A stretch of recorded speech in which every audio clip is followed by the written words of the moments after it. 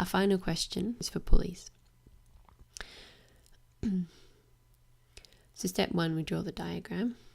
We're given a pulley with 2 masses. Step 2, we're asked to find the second mass, or the mass required, such that the net acceleration of the 100 kilo mass is 0.5 meters per second down. So that means we're asked to find the mass of m such that we have a net force on the 100 kilo block down. Since we have a pulley system, then that means that the net force on our mass m has to be up. So our next step is to find the net force on the system. And that looks like it's going to be a little bit tricky. But actually we do a very similar thing as we did in the contact question.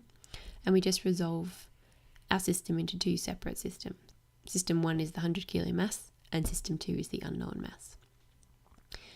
And then we draw in our free body diagrams for each of those systems.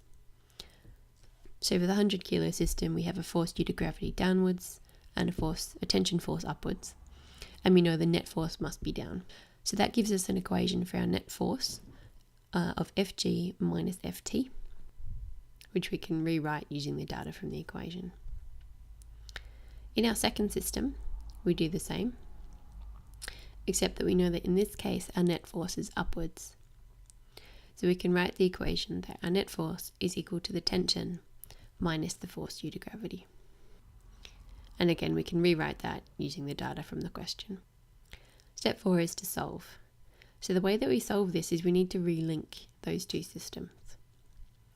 And we know that the magnitude of the tension force must be the same because they're connected by the same rope.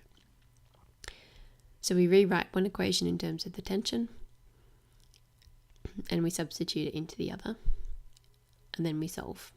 And we find that in this case our mass m needs to be 90.3 kilos.